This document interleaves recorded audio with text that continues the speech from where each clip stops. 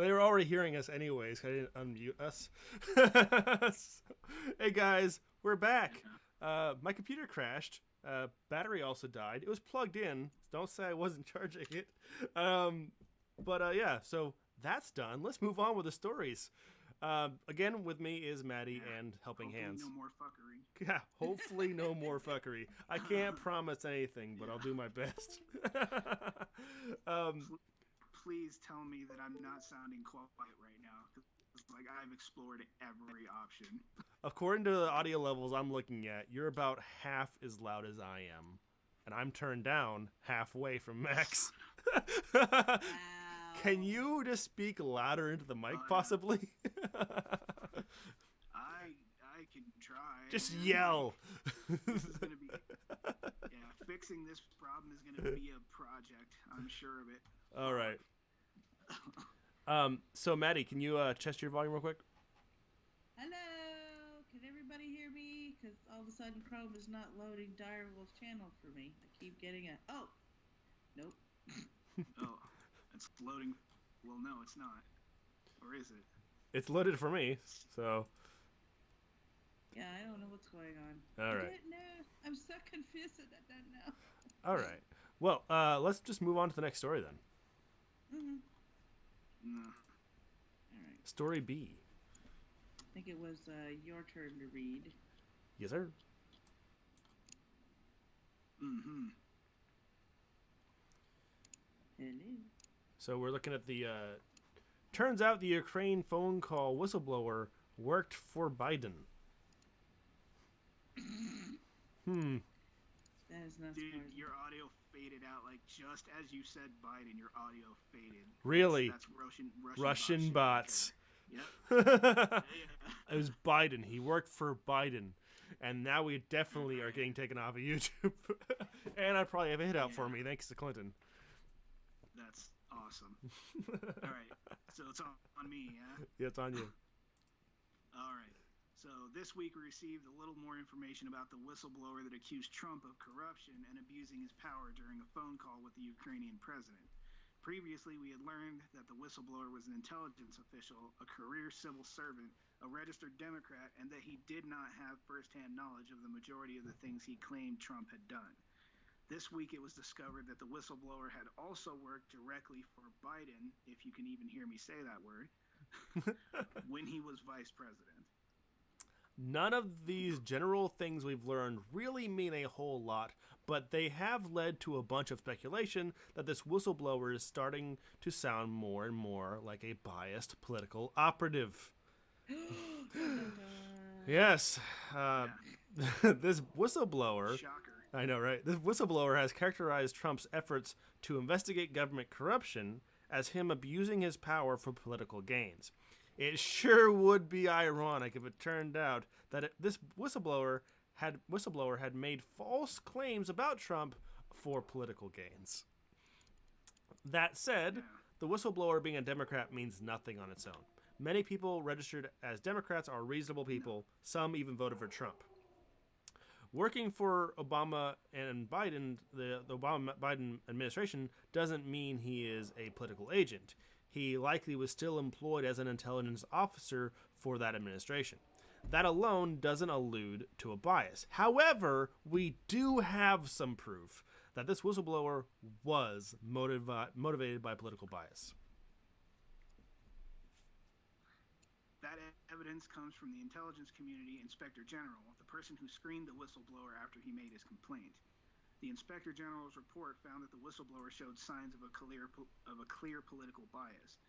That means, excuse me, that means that not only did the whistleblower have no firsthand knowledge of the words spoken during the call, but that his actions were also motivated by that political bias.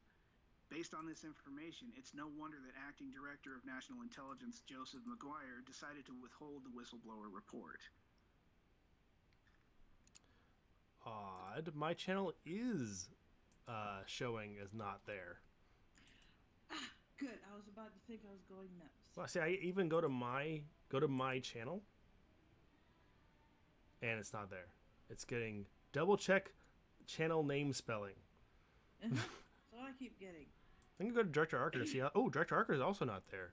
Yeah, That's what I'm getting. Okay, so the website's down. What the hell? Website's down. Oh, the You website's down. finally get your Holy computer running shit. and the website goes down. What did I tell you, man? Murphy and his fucking law. The entire Like, fucking website for just D as you Live is down. Just as you finally fixed the problem, son of a bitch, dude. What are the chances? I'm telling you. I'm still broadcasting on 7 other platforms, so we can keep going. But everyone who's watching, Fucking, might as well. yeah, I restream so that if that happens, I mean, you can still watch us on YouTube for now or Twitch. I can go check out the Twitch chat though, because anyone who's watching us, I can't see the chat. So, wow. Yeah. So I wonder if this is a DDoS attack. What do you think? I mean, if it is a DDoS attack, it's the sloppiest DDoS attack I've ever seen. Because the site isn't down.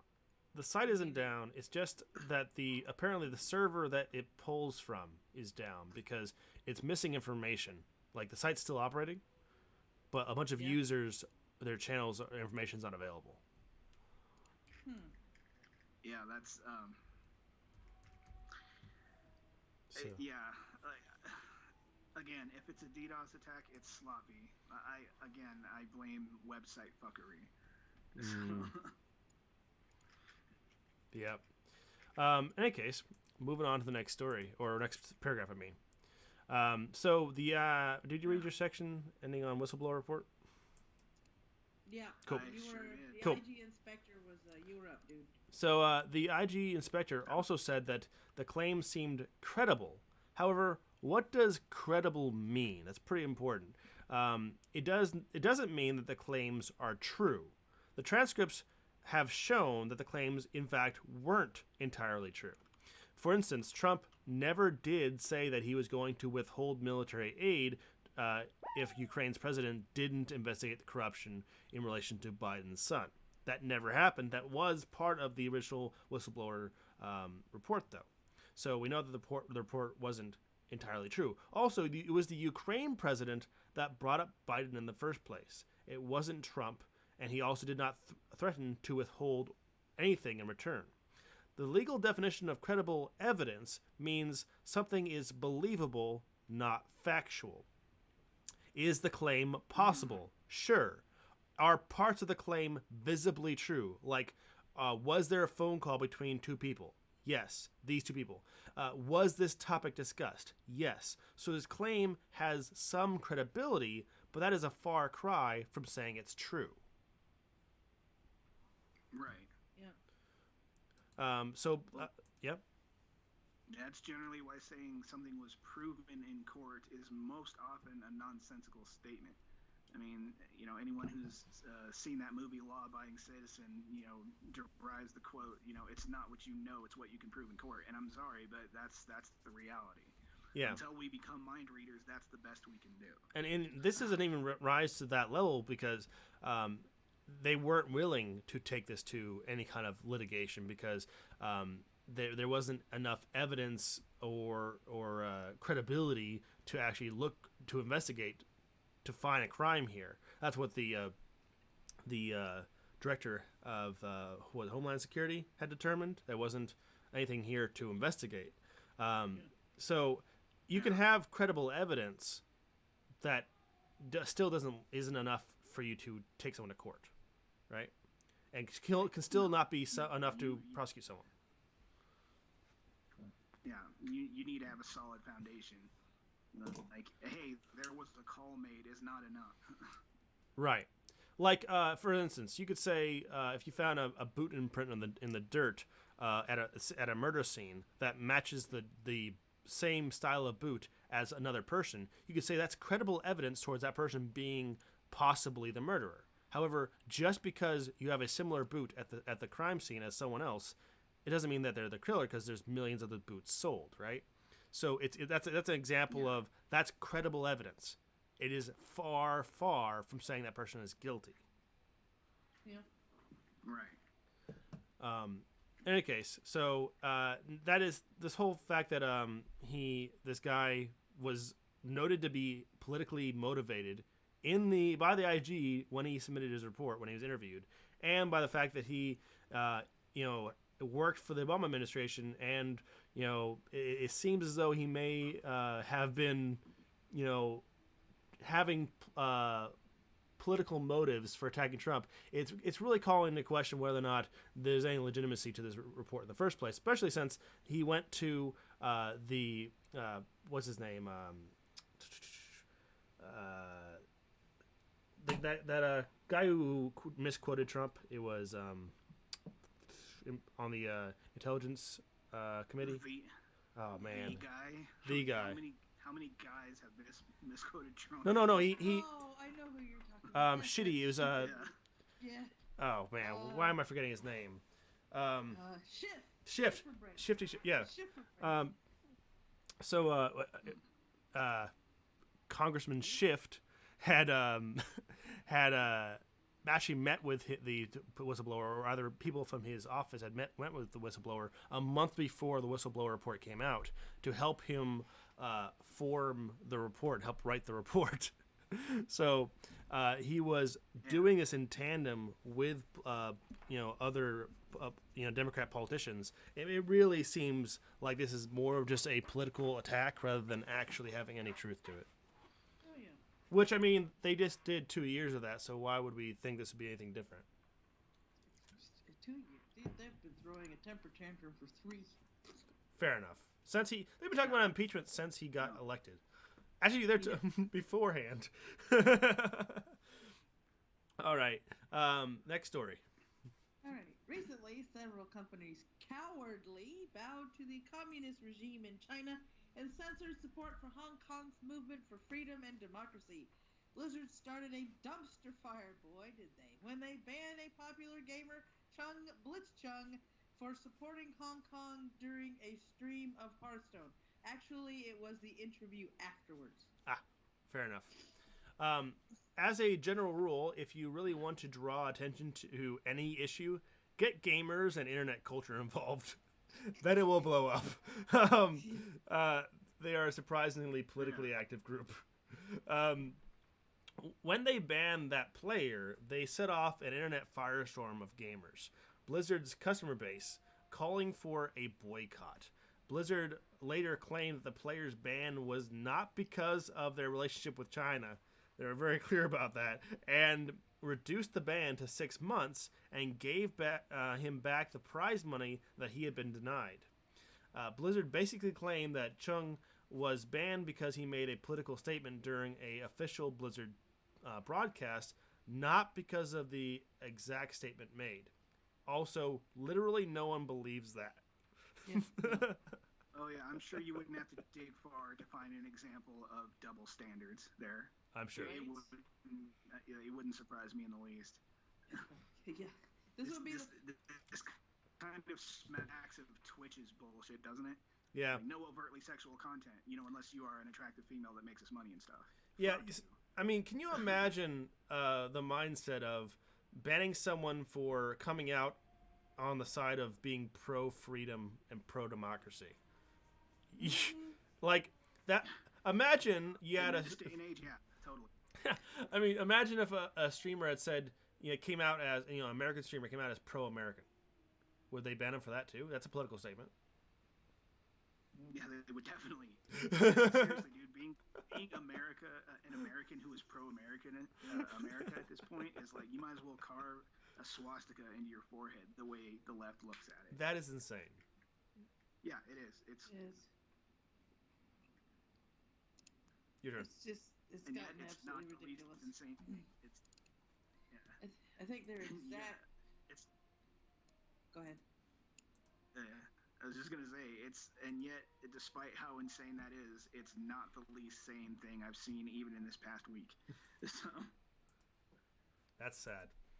And see, this is I remember covering this story too. So I got the actual screen cap of their the rules that they say the Hearthstone player broke. And it said, Section 6.1, engaging in any act that, in Blizzard's sole discretion, brings you into public disrepute, offends a portion or group of the public, or otherwise damages Blizzard's image will result in removal from Grandmasters and reduction of the player's prize total to $0 in addition to other remedies which may be provided for under the handbook and Blizzard's website terms. So it doesn't say political, it just says offends a portion or group of the public. That's about as general as you can get, isn't it? Mm-hmm. Yeah, but they're which means pretty much anyone can be ejected for any reason at any time now. Yeah. But Yep. their reference to a political absurd. statement was from when they made a public release of trying to explain and downplay what they had done. Like they're like, oh, we just reacted too quickly. No, I mean, if you reacted slower, but just still did the same thing, it's just as wrong. I mean, why is punishing him for being pro democracy and pro freedom? Why is it even a thing? Why is that possible? Exactly. You know, the people that are offended by Welcome to freedom, politics, man. yeah, the people that are offended by democracy and freedom are the kind of people you should want to offend. Mm-hmm. Yeah, I'll go for that. that's exactly right. However, They're the this kind of one- people that don't understand that they don't have a right to not be offended. That's not how it works. Right. Right? This wouldn't be the first time a company cucked to China's oppressive regime. Last year, Rainbow Six Siege, after being released in America for several months, after millions of Americans already paid for it, put out an update that censored skulls, blood, and other unsanctioned imagery so that it could go to the Chinese market. They got their money from Americans who followed the false promises of the trailers, then retroactively, dishonestly, and universally censored these things to make their end product palatable for the Chinese government. False advertising at its worst, and with a bad political aftertaste. Gross. The second company was the second company was the Houston Rockets basketball team. The Rockets GM Daryl Morley tweeted a tweet in support of Hong Kong's pro-democracy protesters, which is great. What is bad is that the GM Daryl, a short time later, apologized and saying that he had made a mistake to support Hong Kong's fight for freedom. It turns out that the NBA was pressured by China, which is a massive market that the NBA operates in. They make a lot of money in China. It appears that money is more important to them than taking a moral stance against the violent oppression of millions of people. Not a good look. No, not a good look. Next up, we have Apple, who cucked on the Taiwan flag emoji, according to a number of local websites, including Iraku. Apple appears to have removed the Taiwan flag from the emoji keyboards of users who have their iOS region set to Hong Kong or Macau. The change implemented via a software update came not long after the company released its iOS 13 operating system. For what reason could Apple go out of their way to do this? Sweatshops! Either they really hate freedom or democracy, or they were pressured by China. Sweatshops! Oh, sorry, I'm having an allergic reaction. Honestly, given the leftist mindset pervading big tech in this country, either case is plausible. Yep. Then there was the skateboarding brand Vans. Sweatshops, totally. Yes, definitely sweatshop. Then there was a skateboard brand Vans, which is facing a boycott in Hong Kong after it removed a shoe alluding to the city's anti-government protest from a sneaker design competition. Last Saturday, with over a week of voting still to go, the submission was removed from the competition website. Yeah. Since we're calling out all these companies for cucking to China, we should allot some due praise to one company that also had the balls to call a spade a spade. Despite knowing it would inevitably affect their bottom line, Comedy Central South Park, because they have some spam people on that show, aired an episode calling out both China and the companies that have caved under their pressure, and their reward was in having their show banned throughout China. They're definitely going to lose a ton of money over this, but at the end of the day, they'll still retain their dignity, something few media outlets can claim these days, and something especially surprising of Comedy Central, given their current political leanings.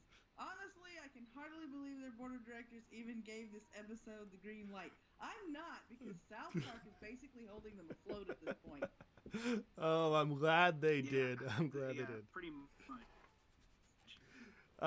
America's most valuable export Max is... Stone and Trey Parker, man. They're good people. They offend equally. Yes. America's most valuable export is culture. That is our gift to the world, you might say. The second we start censoring ourselves, the second we start holding ourselves to their standards, their far worst moral standards, and start importing their ideology, it's over. We can't let their culture define ours. Yeah. It goes to show you, as sacred as we hold the Constitution, it is only as strong as we allow it to be. Mm-hmm. And when we have people like this coming in and basically undermining it at every turn, if we don't resist, if nobody resists, then it is basically just words on paper. Yep. That's all it is. That's right. Next story. Yep. Trump supporters attacked at Trump rally. Yeah, that was just a clusterfuck. All right, Trump has held regular rallies around the country that are still attracting massive crowds. His rally this Thursday in Minnesota maxed out the event hall with 20,000 people. If there's one thing Trump is good at, it's attracting crowds, both of his supporters and of angry left-wing radicals like Antifa. Antifa and other left-wing activists like to attend most conservative speaking events, and definitely every Trump rally to show how they think that Trump is a dangerous authoritarian bigot by attacking Trump supporters. Multiple videos show left-wing protesters attacking Trump supporters unprovoked, stealing their hats, gathering them together, and burning them in the street. I am not sure if they realize that their acts of unprovoked acts of violence and destruction of property will do nothing but show Trump supporters they are right in supporting him and convince moderates to support him. Even if Trump was the bigot they claim he is, he'd still seem like a moderate compared to Antifa. Mm-hmm. Yeah, that's exactly what's happening too. All right. Antifa violence is nothing new, but as always, the question is, did the media report on it honestly? Well, to our absolute shock, very few did. When The Hill reported on the story, they said that there were clashes between left and right-wing protesters, that bottles of urine were thrown into the crowd, and that the police eventually made arrests. The truth is that the perpetrators of the violence were entirely on the left. Only Antifa were throwing those bottles. Only Antifa were throwing objects at police officers and their horses. It was Antifa who arrested It was Antifa who were arrested by the police, not Trump supporters. The Hill's report was entirely dishonest and, of course, predictable. After all, we can't expect biased media outlets like theirs to report honestly on narrative breakers like this anytime soon. Also, I tried searching for other news outlets with the topic of violence at Trump's rally, and I found very few articles talking on it, and it was mostly Fox News, which was talking about what actually happened, and then The Hill. So yeah, most of them won't even touch it. Yeah, like CNN seemed to have avoided the topic almost entirely, except for, I mean, I can't search for all of their broadcasts, but as far as written articles, I couldn't find anything written up on it from them. But yeah, the most of them aren't touching it because they don't want to highlight how the Trump supporters were just the victims here. But even when they do talk about violence from Antifa, they always try to lump it together as though there was violence on all sides. And yet, weren't they the ones that attacked Trump for saying that the all sides argument? Oh yeah, I mean, dude, this is why the major news outlets are a fucking joke at this point. Like, almost nobody pays attention to them the way that they think they're being paid attention to. I mean, even before the days of YouTube, people were looking for alternative outlets like, The Daily Show on Comedy Central, and trusted that before they trusted CNN or Fox News or, ABC or whatever in the hell. And this is exactly why. Like, people are starting to realize that they're only going to allow you to hear what they want you to hear, and only how they want you to hear it. Yeah, and they're becoming more and more blatant with it. Yeah. Yeah, they are. They're not even trying to hide it at this point. It's like it's shameless. It is shameless. I'm hearing from Tier in YouTube that we are very quiet. Well, let's see what I can do about Damn it. that. Not Man, again. it's the Russian bots. All right. Try saying something now. Yay. Well, Okay. I fiddled with some settings. Maybe that'll help. Or maybe it just made things way worse. Maybe. Who knows? Find out Russian later. bots, no, that's who knows. It's probably the Russian bots. All right, Yeah. next story. All right, next story. Supreme Court decides if you can fire a trans person. Oh no. The Supreme Court has started hearing arguments on 3 related cases this week. All 3 cases revolve around whether or not it was lawful for an employer to fire someone who is gay, lesbian, or transsexual. Left-wing activists protested this week to say that these are landmark cases in determining LGBTQ rights. Depending on the ruling, the court's decision could possibly result in it being illegal for an employer to discriminate based on person's sexual preference or gender expression, when previously the law had only clearly protected a person from discrimination based on biological sex. The first Yeah, concerning. because back during the days of when we were reasonable, that was the only thing we really had to think about, not 72 imaginary genders and then 72,000 more. Exactly. If they do include gender expression under that same protections, then you've just created a monster, because anyone could identify as anything, and that will be protected, no matter how that might be disruptive to your business. And it will be used. It'll be used in legal loophole too. You can fucking believe that. Absolutely. Yes. So the first concerned a pair of lawsuits from gay men who say that they were fired because of their sexual orientation. The second was a suit from a transgender woman, which is a man, Amy Steffens, who said her employer fired her when she announced that she would embrace her gender identity at work. My first issue with these cases is that the debate in the Supreme Court and the reports about this debate all presume that these people were fired because of their sexual preference and trans expression. I haven't seen any proof of that the employer's motive was to fire them for those reasons. All the reports are just presuming that to be true. So I'm not willing to say that these employers were wrong or that these people shouldn't have been fired. They may have been bad workers and were unable to follow the company's rules. It's always a possibility. That makes sense. And if someone, in this day and age, all you gotta do is whine that they're not being identified correctly, and there you go. yeah, I know far too many people who Such is the age of didn't do nothing. exactly.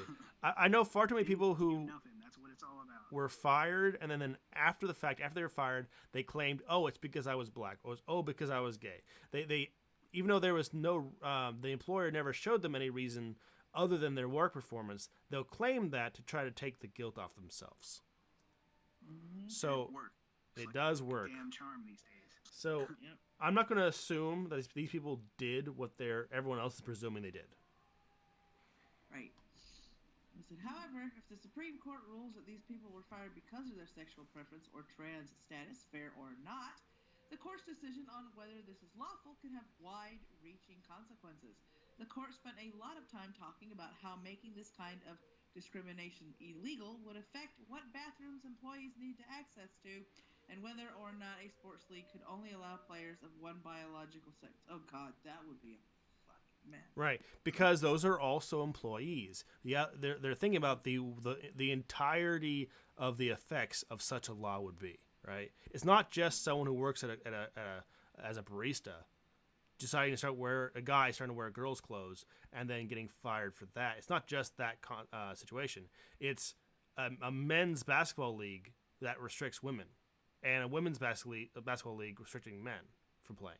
That would also be affected by this. It'd be businesses that don't have the ability to have multiple single-person bathrooms that now have to allow their women's room to be accessed by men. Right? These are the entirety of the consequences that will be applied federally across all the states. So that's why it's a big deal. Yeah. It all comes down to how the Supreme Court is going to interpret Title VII of the 1964 Civil Rights Act, which is what the the law that they're referring to. A lot of justices on the conservative side are saying that they're not willing to make a ruling on a case that would then cause a social upheaval because of it'd be such a big change in society and what society allows, and that they would rather prefer Congress pass actual laws. Yeah. Yeah. Well, I mean, that's just all the more reason that we need to keep these lunatics, sympathizing with Antifa and their ilk as far away from high offices like that as possible. Because the closer we get to them honoring this feels before wheels nonsense, the sooner we're going to start basically disregarding large swathes of our infrastructure and the way it works, especially when it comes to law. They don't think about the consequences of the changes they're going to make. And when you inject subjectivity like that into the law, if a part of a system can be broken, then it will be broken and it will be exploited until it is fixed. Like, you would think we would have learned this lesson by now, but no, they're not even thinking of that. No. They're just thinking, oh no, I identify as a woman. Well, that was 5 minutes ago. I identify as a non-binary tree now. Yeah. Like that shit isn't going to be used in court to get cases thrown out on technicalities, and it would be nonsense. It would be. I mean, and I can see this actually reaching, if they actually do pass the laws, relieving the Supreme Court of the onus of having to set a precedence with this. I can actually see, reports in the news coming out of quote unquote men who identify as women getting hit in the face with pepper spray as they try to walk into a women's locker room. Mm-hmm. Oh yeah. Absolutely. Why do we act like us making a space for women to protect women? Why that's a bad thing? I mean, why are we acting like that's a bad thing?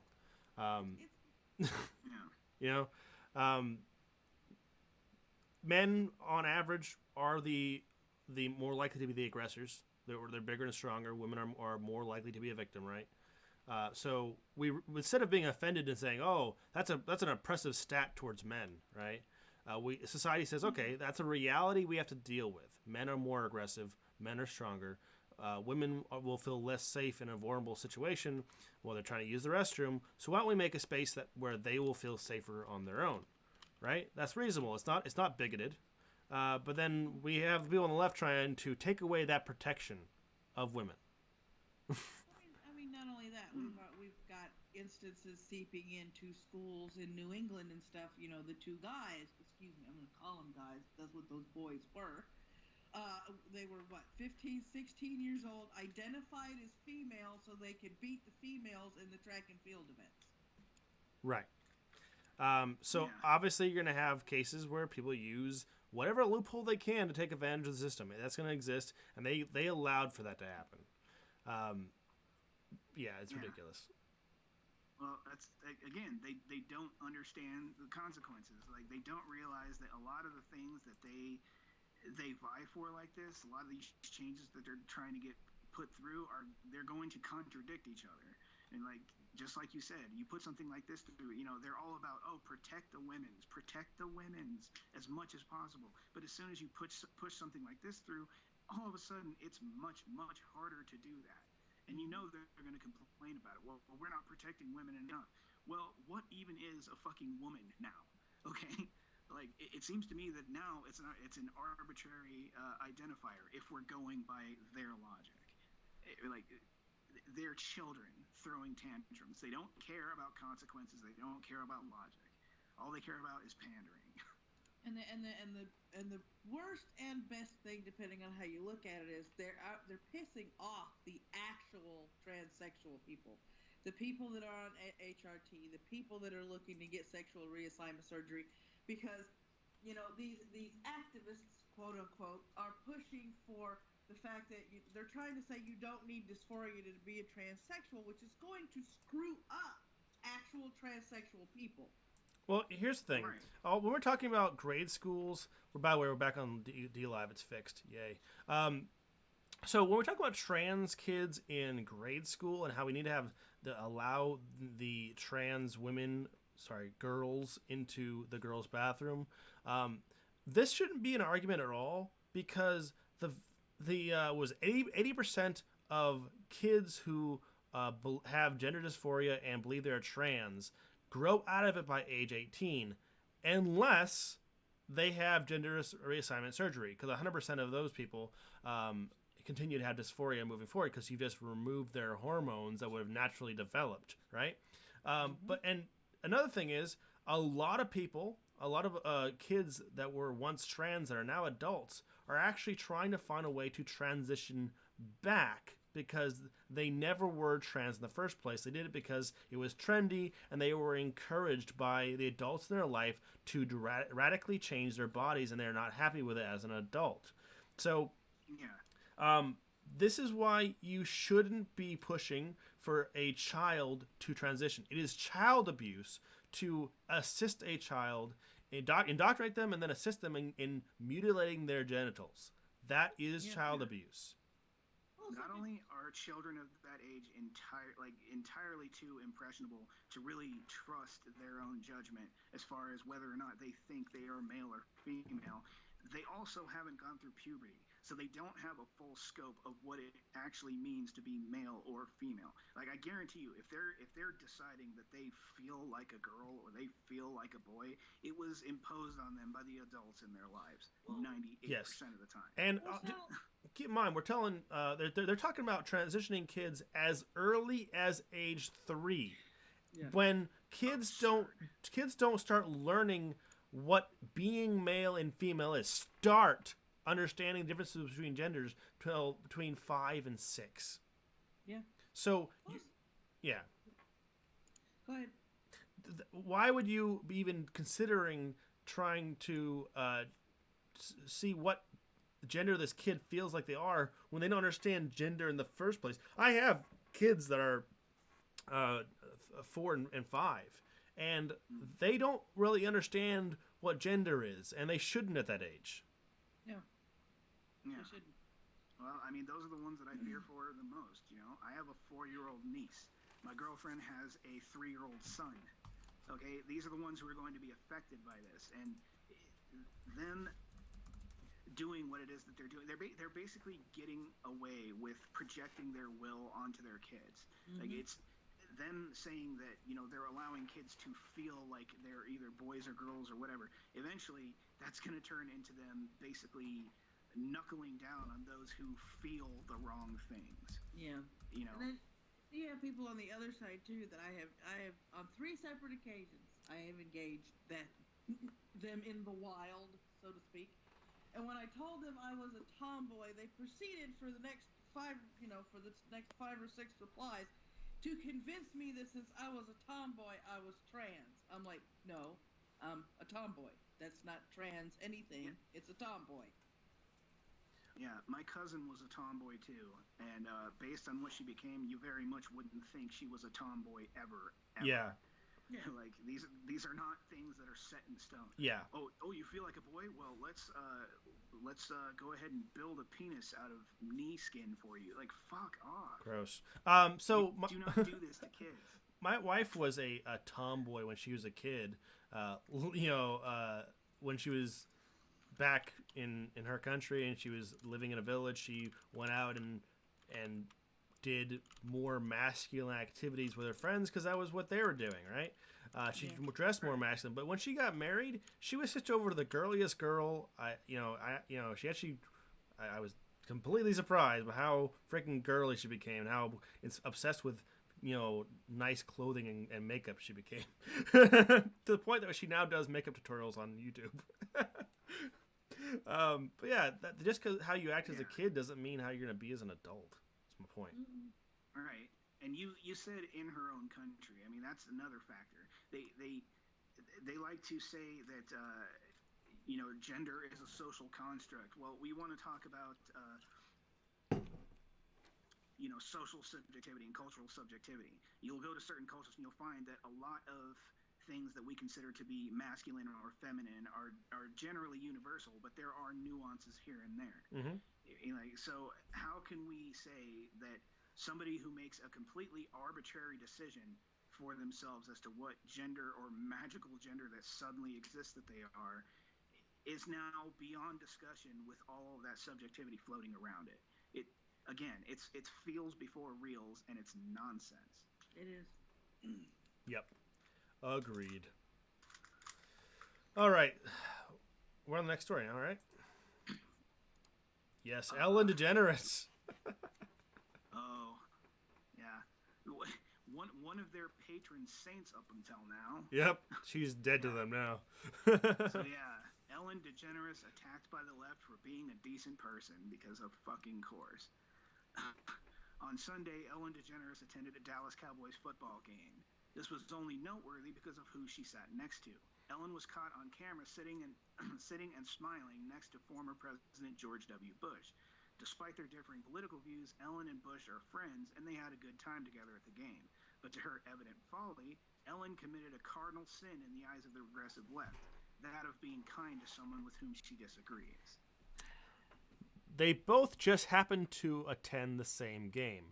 And like normal people, they just had fun watching the game and didn't have a contentious debate about politics.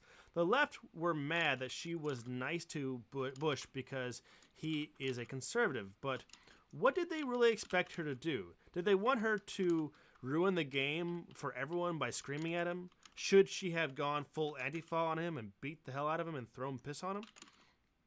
They are essentially mad at Ellen for acting like a decent. They would have cheered for that. I know, right? They would have called her, again, they would have praised her for doing so. But they are essentially mad at Ellen for acting like a decent human being that is able to tolerate someone who shares a different opinion. Yeah. Well, that's why I can respect Ellen. I mean, despite her being one of their patron saints, she at least demonstrates that she's a human being who is willing to reach across the aisle to the other human beings despite not agreeing with them. Right. And you can tell that the vast majority of these people that had a problem with this, could there be a clear demonstration that discussion is off the table for them? They don't even see. Dude, I actually had an interaction with and I posted on Twitter about this. A man in his 60s that I deeply respected. Like we met on our common interest in horror fiction. He was a narrator, I was a writer. He read some of my stuff, and he actually told me in response to that story that I posted on Facebook about the attacks that were happening in the Trump rally. He said, and I quote, "Anyone who attends a Trump rally deserves to be attacked. They are the worst kind of people and deserve to be," and I quote, "exterminated." These people, they are not willing to have any kind of discussion at all. They don't see us as people. They see us as the enemy, and that's it. Yep. But moving right along. Well, it's a problem that Ellen said this in response to the hate. Sorry. What do you say? It's a problem we actually have on both sides, No, but right it's more common on the left right now.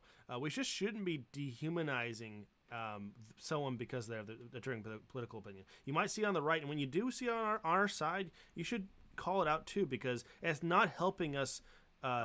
It's not helping us bring people to any reasonable position. If you just say, "Oh, that's just a freaking socialist," that's someone you can't even reach. Well, I mean, that's one person you're never going to bring over to your side of the argument, right? If you just you calling them, if you're just dehumanizing them and saying that they should be thrown out of helicopters. Now, obviously, I get jokes, right? But if that's really your mindset, then you're not going to reach anyone. That's my biggest worry of this, man. I mean, I've tried addressing that on my channel several times. Like I've addressed right-wing people either in examining both sides of the argument of an argument that I found reprehensible from both sides, like the whole kneeling for the national anthem thing that's been going on for several years. You know, I found faults on both the left and the right for this. Yeah. And sometimes I've called out just the right directly for doing that very thing, like dehumanizing people that you disagree with. But we're finding more and more people now are willing to do that and no longer to listen. Yeah. And willing to listen, and that's taken the wind out of my sails more than I can even tell you. And an important thing to note is I'm clearly a conservative, but there's people who are liberals who watch my content and like my content, and they don't agree with everything I say, but they agree with a lot of things. And one reason these are people I'm able to reach because I don't just hate someone who disagrees with me, right? And they don't just hate me because they disagree with me. We're able to have conversations and actually agree on some things because of that. Yeah, I mean, it's like it's. Yeah. I find it. Go ahead. Oh, go.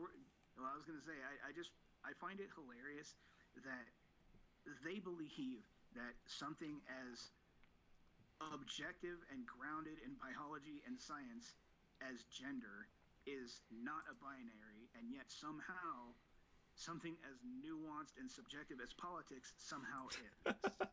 Right? They're back asswards. They really are. Yeah. Well, it's like I'll not get into it, but I'll start a conversation with someone and they'll go, "Oh my God, you're a Trumper." I said, "Oh, how cute! You're assuming that," and they're like, "You're not?" I said, "I'm more in the middle. I don't consider myself a centrist, even though I see the good and the bad on both sides of the political spectrum, conservative versus liberals. It's just that I have my own way of looking at politics and liking certain things and disliking certain things. So you don't have a tribe, then? No, I have my own person. Exactly. And so it's always that's funny exactly because, right. We're breaking ourselves into tribes again. Right? I hate it because I'll disagree with them on one thing and they'll accuse me of being a conservative, or I'll disagree with a conservative on one thing and they're going, "Oh, you're a libtard," and I'm over here going, "I am 2 seconds away from pulling out my hair." What? It's the stupidity. Well, it just goes to show you. I mean, the internet is largely lawless, and it's really, really hard to regulate. So it's chaos. People can do whatever the hell they want. And what people naturally tend to do when there's no law in any given system is form tribes. So I don't like to think this way, but maybe the invention of the internet and the way we have managed it up till now, maybe that's a drawback that we didn't see up until recently. Like it's removed any and all social filters that we had put there evidently for a reason. We had people arguing over the left and the right for generations before the internet ever really came along, but there was this general pervasive social rule that it's not polite to discuss like politics or religion or whatever in polite conversation. That has long since gone out the window, and since it has, that's exactly what's happening. We're breaking down into tribes again, and it's fucking chaos. Yep. Where were we? Ellen said. Yeah, we got you, Randall. Ellen said this in response to the hate comments. "Here's the thing," said DeGeneres.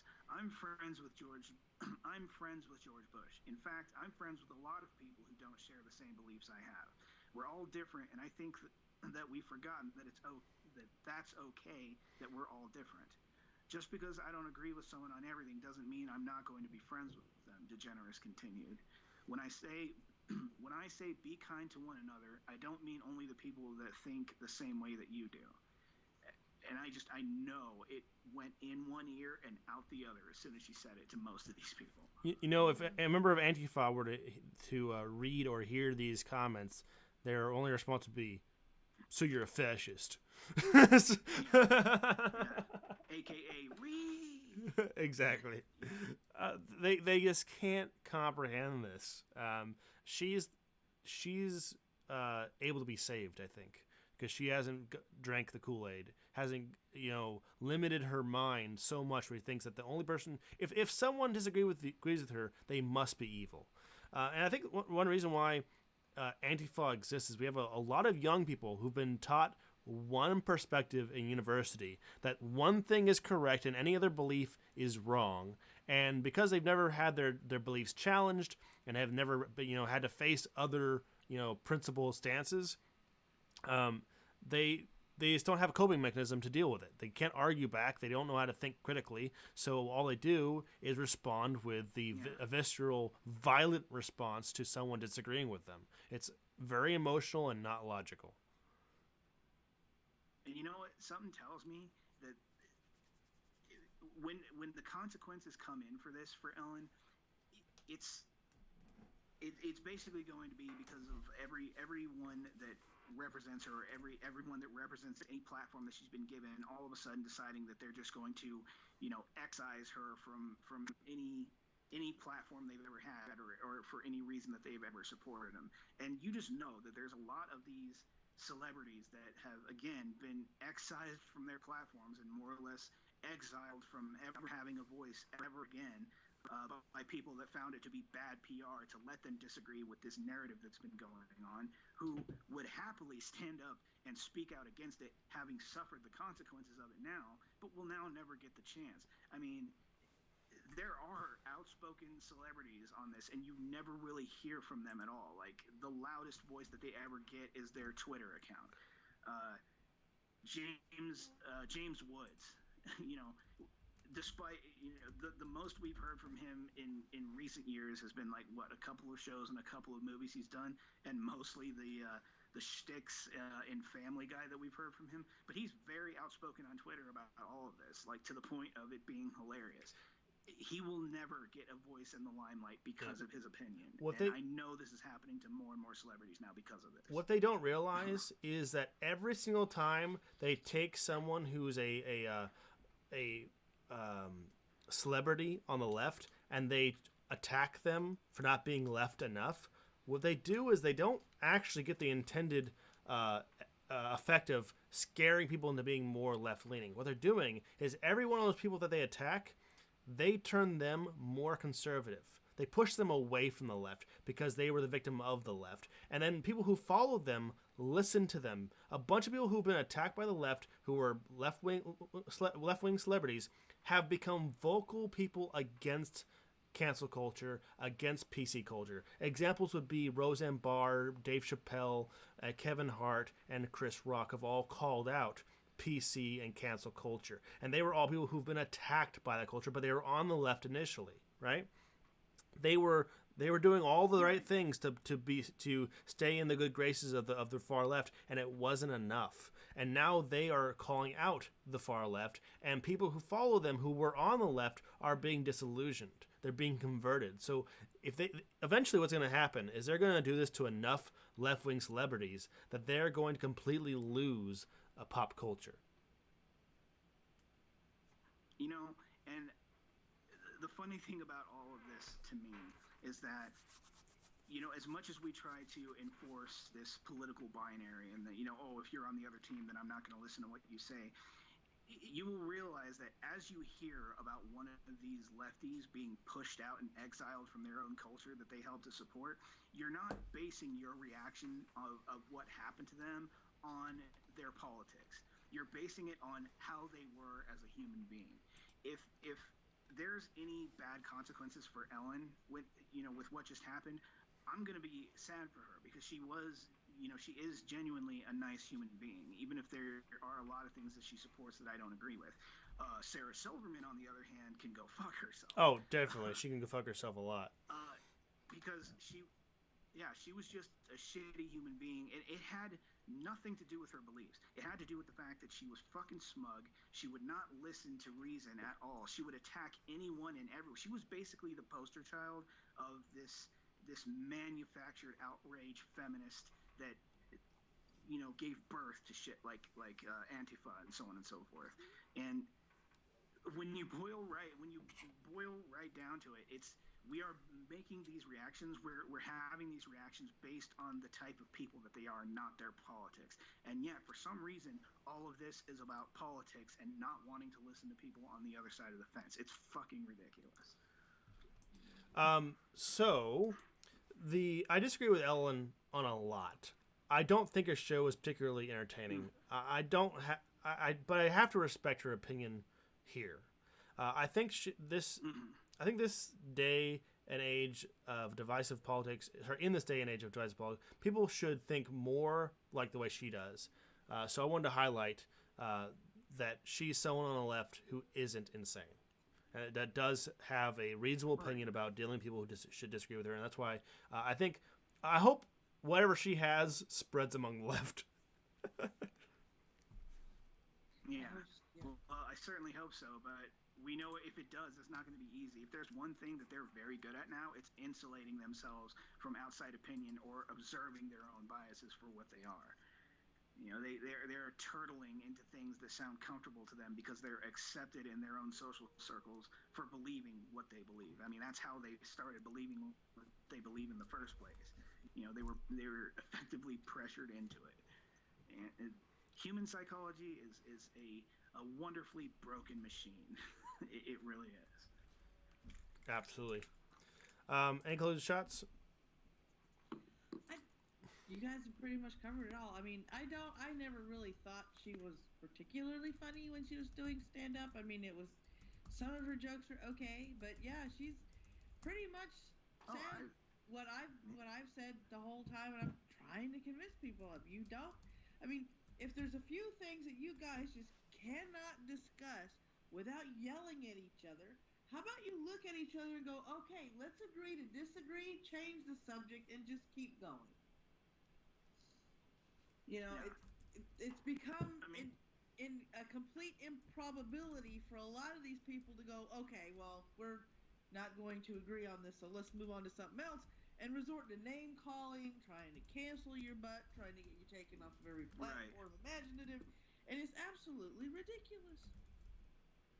Yeah, it is. I mean, it's not to say that we can do that with absolutely every discussion, that we can just agree to disagree and move on. But at the very least, what we need to do is get our fucking priorities in order. Yeah. I mean, there are things that are worth having that discussion to the point of it almost coming to tooth and nail. But whether or not your imaginary gender is real is not one of them. Yep. Okay? Like, we need to reshuffle this deck and find the actual important shit to talk about before we start getting to trivialities like that. Mm-hmm. Yeah. Yep. All right, next story. Let the woman start the one titled "No Balls on These Dicks." I'm sorry. Can't pass unconstitutional legislation. Yeah, right. Can't pass unconstitutional legislation. That's no problem when you've got corporate America by the balls. Just threaten them with Twitter outrage mobs and anti-fascist bricks to their windows, and they'll enact any policy you want. Just make sure they get media circuits touting how woke they are. We've seen this multiple times now, always ending with the leftist policy somehow becoming the de facto law of the land without a single vote. In 2017, after the Parkland shooting, Dick's Sporting Goods announced that they would stop selling guns to adults under the arbitrary age of 21. Why the number was chosen, we can't say. It seemingly was something to do with the drinking age, because you're gonna clearly go drinking when you go shooting,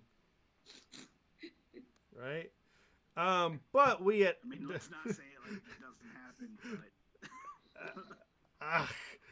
You shouldn't. I know it happens. You definitely shouldn't. Here at Direwolf Media, do not promote the use of firearms while you are intoxicated. Okay, so...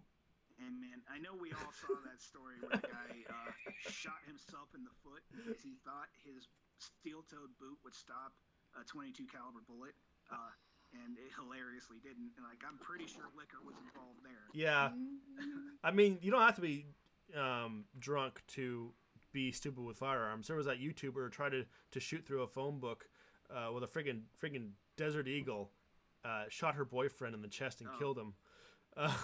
Because she thought a phone book was going to stop it. It's one of those things where you don't want to laugh, but anytime natural selection wins, my brainstem just kind of applauds. So I look at it this way. The boyfriend also was dumb enough to be okay with that. Yeah. Right? You really thought that phone book was going to stop that Desert Eagle? Like, no. Okay, so goodbye. Even if you thought, in the gene pool, sorry. Even if you thought the phone book was going to stop it, right? Even if you thought it was going to stop it, why would you test it with it in front of your chest? Right? Yeah. There's other options. But we at Direwolf Media are unable to figure out what recreational substance use had to do with the constitutional right, to keep and bear arms. It certainly doesn't have anything to do with the statistics either, because according to FBI.gov, more than half of the mass shooters last year were over the age of 21. A single company refusing to sell a product to a single demographic is not the end of the Second Amendment as we know it, but their reason does signal a worrying trend. Recently, Walmart followed Dick's example, Wally and Dick, in limiting what ammunition they were willing to carry in their stores. This corporation shows that social and political pressure can be used to nudge corporations into doing what they want without having to pass unpopular or unconstitutional legislation. Knowing this, DNC candidate Beto O'Rourke, God, I don't know why he doesn't even have his fucking nickname isn't even right. It's Beto, stupid. Recently suggested that social pressure should be placed on MasterCard to stop processing transactions for guns and gun-related products, using social media outrage to force corporations to implement unlegislated policy is not a precedent we want to set. It undermines the very fabric of our democracy. I'm Hank Hill, and I sell guns and gun-related products. Right?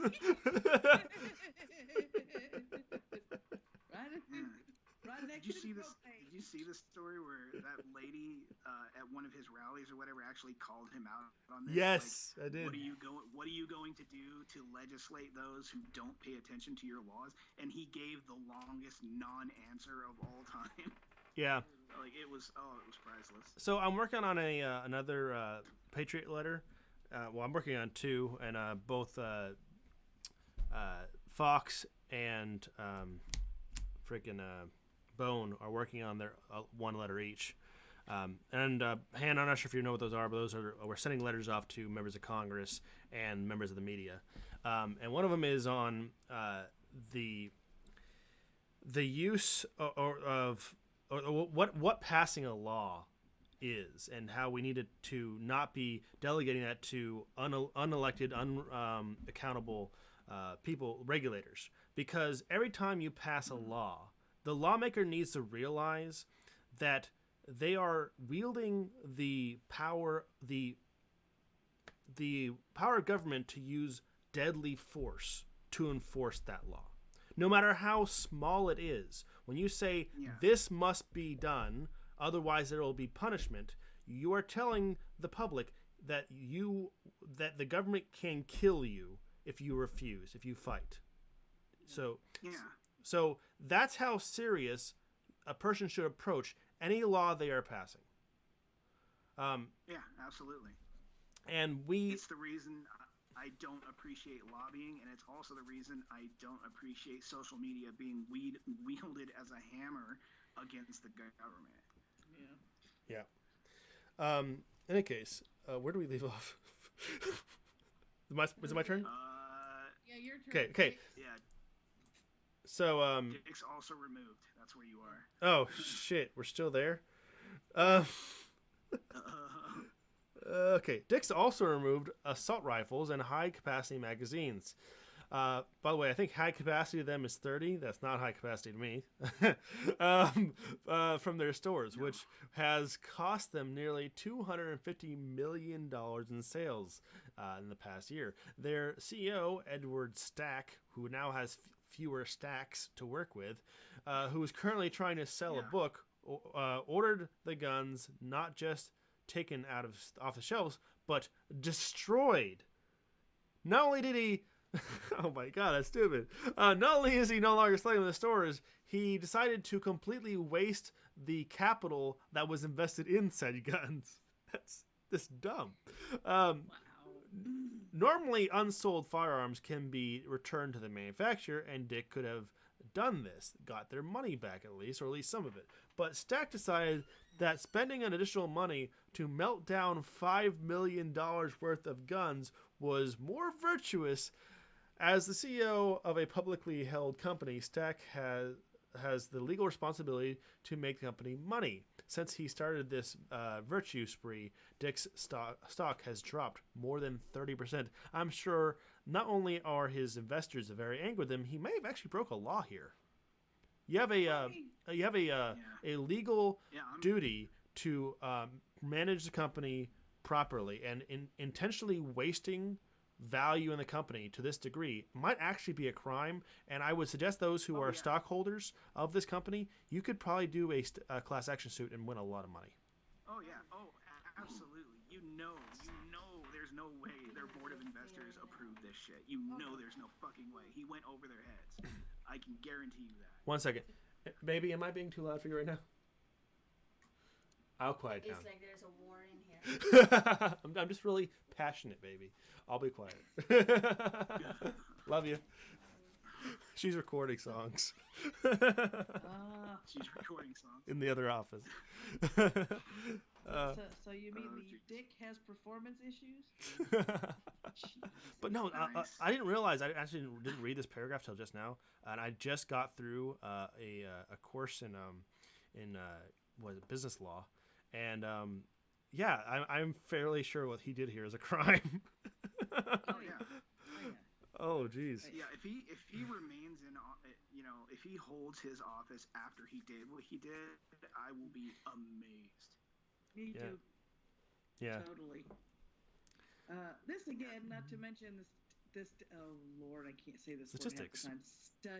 Statistics. That handguns are the most. Hey, look, if I say it fast, it comes out statistics. See, now I remember on the live stream heard it too. That handguns are the most used weapon in gun crimes, which Dick's still sells. Gee, which just goes to prove that they have no understanding of the problem, even if they even care. What they do understand, though, is that this manner of virtue signaling acts as protection money paid to the SJW Mafia in exchange for safety from the eroding effect of their own social media mobs. They made him an offer they couldn't refuse. Yeah, that's exactly what they do, man. Yeah. It's exactly right. Do what we say, virtue signal, and we won't destroy your company from the bottom up. That's basically their tactic every time. Yep, basically. The silver lining here is that selling and owning guns and ammo is not actually illegal yet. And boy, will there be a revolution should they try to make that happen. This means that they can attempt to shrink the supply all they want. The demand will still be the same, possibly even go up if they keep threatening that it will be illegal someday. So if the big box stores are not around to supply that demand, smaller local mom and pop style gun stores, the idea of a mom and pop gun store is funny to me, will pick up the slack. That keeps your money local and with people who have a passion for the Second Amendment. That is a much better place to buy your guns. Anyways, a local member of the community is likely to be more knowledgeable about guns and the local culture than some random clerk at a big corporate store. And I'm not saying when I thought it was funny that a mom and pop store, like they don't exist to me. They're one of the a common place I see where you get good quality guns. They tend to have a bigger selection. It's just funny to me. I think of it's not usually run by a literal mom and pop. Yeah, because when you said that, all of a sudden my imagination went to this cute little couple, the guy in the back and the wife going, "Hey, Billy Joe Bob wants to know if we got a 30-06 in stock." I would imagine the little old lady pulling, like, you walk in the store and she's like behind the counter and you say, "I take a look at that shotgun." She pulls it down and she operates it like a pro, and she shows you all the parts to it, and it rattles off the data about it. Is this nice little friendly looking old lady, like someone you would expect to be a firearms expert. Delightful to watch, yeah. Turns out she's a fucking assassin. Exactly. Retired. It's bad when I call out people on Twitter because I consider myself gun dumb, but I know what trigger discipline is, and I know the difference between a rifle and a hand. And every time I do that, I get like 5 or 6 likes because I'm like, I'm gun stupid, and I know that ain't right. Oh man, that makes me think. Oh God, I don't know if I posted it to Twitter or not. I think I did post it to Twitter. Did you see that picture that I posted of a political cartoon someone on the left drew of Trump shooting himself in the foot with a revolver, but yet somehow it's ejecting brass. It's like, this is why we should not allow them to make gun laws. Yeah. Oh man, I saw that. I was crying. It was so funny. Like, they understand nothing about the things they're trying to ban. Yeah, it's ridiculous. Any closing shots on that story? Nope. All right. I mean, I would just say that it's another thing about them not understanding consequences. Like, they don't realize that there's a domino effect to their actions. Even if they're successful in making guns completely illegal, do they think those guns are just going to disappear?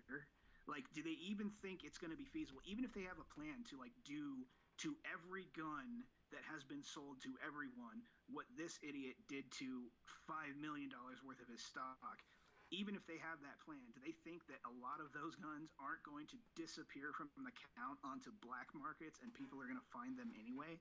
Like, they seriously think, like, we're just going to throw all of our guns on some bonfire and then dance around it in some kind of peace circle and then world peace will ensue.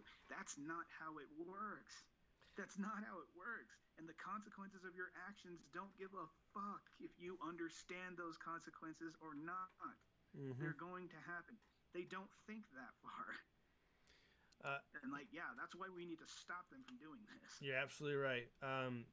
So if they ever do try to make guns completely illegal, first off, people like me who are in the military and people who are in law enforcement, a vast majority of them would not enforce it. They would resist that. I would rather not be in the military and then follow that unlawful law, right? Because I've sworn to uphold the Constitution, defend my country from enemies both foreign and domestic. And I currently see some people in our country as being domestic terrorists who are trying to destroy our Constitution. So, yeah, you should resist that. And I think that the people would very much be in the moral and constitutional right should they ever try to, make guns illegal to overthrow the government. That would be the reasonable response to them trying to take guns away. Because you know what happens? Tyrants historically, one of the first steps is disarm the populace. And every time they've disarmed the populace in the past, also crime skyrockets. The people who are harmed the most are those who are the most vulnerable. That is the poor and minority groups. Those are the ones who are harmed the most. But people across the board are harmed by not having the ability to defend themselves. You know what? The people that are most hurt by the restriction of firearms is women, believe it or not. Because, like, my wife, she's tiny. She couldn't fight off any average male, right? She's definitely not going to do well in a knife fight. Promise you that. So, because we practice, just kidding. But she can take down a guy or multiple guys much larger than her because she has a firearm. And she knows how to use her firearm. Yeah. So, and that's a lot of women have had their lives saved because they had a firearm. In any case, well, these people that are pushing for this, they don't understand that they're poking the bear. I mean, every time I see Antifa or any other group of protesters doing something to try to exert control over a space that they shouldn't have control over, it's just another thing where they don't understand the consequences of their actions. Like, you may be in a city that mostly sympathizes with this whole, ban guns thing, but as soon as some domestic terrorists, even if they rise to the state of power that they think they're going to, and they are actually headed in that direction, with, like, the mayor of Portland, Oregon, to the point where they own that city, do they think that people are just going to let them keep it? Like, do they think they're just going to bend over and take it? No. Yeah. They are poking the bear, and they're going to regret it. The irony is they're saying that Donald Trump is a tyrant, and then they want to say, let's give the government Donald Trump runs the ability to take away our firearms. Give it to it. Let a tyrant take our guns away. Hilarious. Trump is literally Hitler. Let's give literally Hitler our guns. Yes. I love your logic. Stick with that. It's hilarious. Yeah, feels before reals, man. That's what it gets you. Exactly. Okay, next story. And it's starting with me. So Greta Thunberg, whatever the hell her name is, Greta, and the Nobel Prize. Thunderberg. Greta Thunderberg. Sounds like a wrestler. Thunberg. A year ago, Greta Thunberg was nominated by her family for the Nobel Peace Prize. Yeah. This happened long before the left-wing media sources had gotten a hold of her and started using her as a tool to push their agenda. At the time, she was little known and had basically just been skipping school to protest climate change. Fast forward to the last few weeks, there's been a lot of people on the left who are saying that she deserved to be this year's winner of the Nobel Peace Prize. Those people were a bit disappointed this Friday when it was announced that she didn't win. Oh. Well, I know. Well, they may have been disappointed, but they really shouldn't have been surprised. Though it may not seem like it with people like Barack Obama being handed the prize for no apparent reason, there are actual criteria for earning the Peace Prize. Alfred Nobel left a will that outlined what kind of person should be awarded the prize. It states that the prize should go to the person who shall have done the most or the best work for fraternity between the nations and the abolition or reduction of standing armies and the formation and spreading of peace congresses. Clearly, Greta did not meet these criteria, as her demonstrations have done nothing but stoke the fires of political dissent. Why would anyone think that she deserved it? I don't know. They must be really stupid or not know what the Nobel Peace Prize is. No, they don't. they don't research anything. Like they think the Nobel Peace Prize is just a hippie crown that we place a hippie crown of flowers that we place on someone's head for thinking that they're a good person. Like, no, that's not how it works. I got a friend of mine that lives over in Norway where they give out the peace prizes. We were talking about politics and we got to Obama and she goes, I, being Norwegian, apologize for that mistake. And the funny thing is, okay, so they gave him the Nobel Peace Prize before he had the chance to actually do anything. Yeah. So he had absolutely no chance to do anything within that criteria. He got a Peace Prize because he's black and a president of the United States. That is all. Then he goes on to continue to expand military operations and expand drone attacks and kill more people, including a lot of civilians. So, yeah, if he wanted our respect, if he wanted everyone's respect, he would have turned down that Nobel Prize for that exact reason, and he would have publicly said so. But no, he rode that bias that got him into office in the first place, and just cast himself as this champion role in his own hero story. It's the Nobel Peace Prize has become a joke. Yeah, from that point forward, the Nobel Peace Prize meant nothing. And this same kind of thing happens with any kind of recognition you give. So in the military, there some branches have started to give out.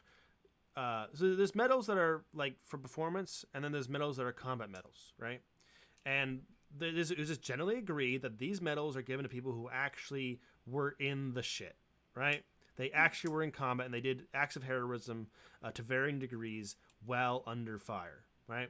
Or in combat medals. Right, combat medals.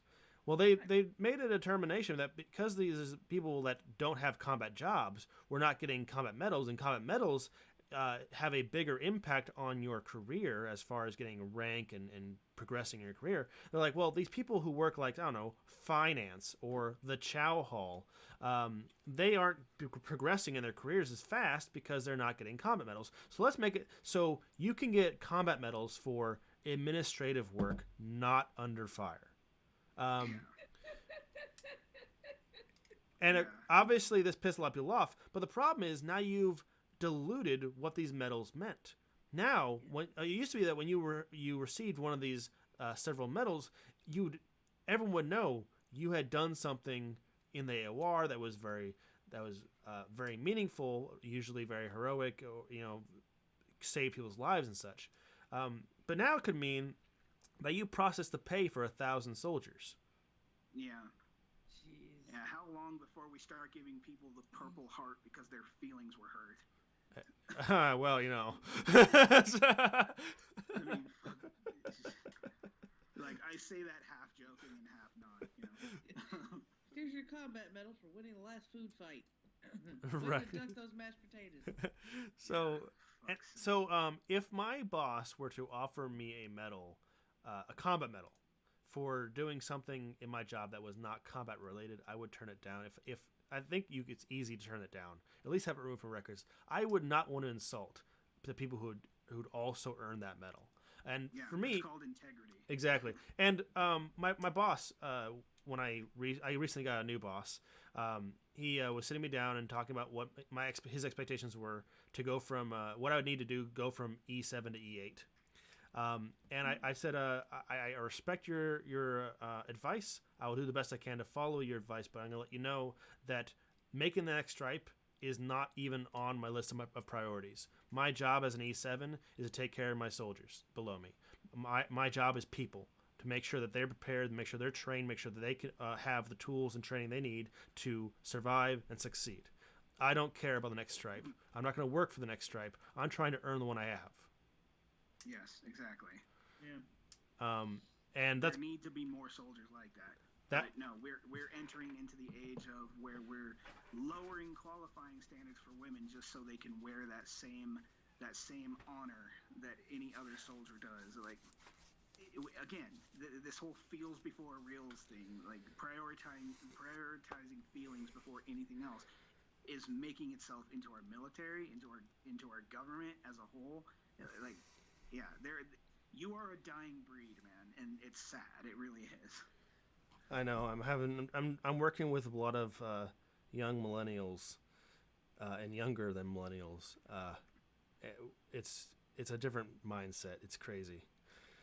But I could get into that right now because that's a whole other discussion. Yeah, it's another talk for another day. Exactly. In any case, I want to thank you guys so much for being on the show with me today, despite all the slew of tech problems. So, Helping Hand, please shill your stuff man, real quick. You showed me that my microphone's a problem, so. Please shill your channel real quick. Oh yeah, I am a helping hand. I am the pissed off, clicker icon for Windows come to life to slap the shit out of SJWs. Yeah, you can get to my channel, youtube.com/help a helping hand. I haven't put up any videos in quite a few months, but I do intend to get back to it as soon as I possibly can. Check me out and let me know your thoughts. Yeah, I'm gonna post your channels linked down below in D Live here shortly. But also, Maddie, shill your stuff, please. Hi, I'm Maddie of MWM Media that's hanging out in the chat with you guys. I do news and I also do geek stuff, and to catch where everything is, channels and so forth, hit me up on my blog over there that has links to all my social medias and even my geek blog and stuff like that. Yes, and I also received a Streamlabs earlier that I didn't talk about, so I'm going to go back over there. Oh, thank you for the follow. So we got from Timberwolf. No, wrong one. So from 2 hours ago from Slowpoke, we got $2 saying, "Put on the dress, Wonder Bread." That was referring to CC earlier. So thank you very much, Slowpoke, for the $2. Much appreciated. You are entered into the raffle. The raffle I didn't talk about earlier today, but it does exist. Anyways, thank you for staying on. We went way longer than usual because of the tech issues. It will not be like this next show.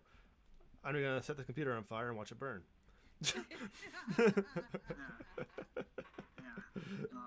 I think I'm gonna set my mic on fire and watch it burn. Damn it. just go Office Space it. All right.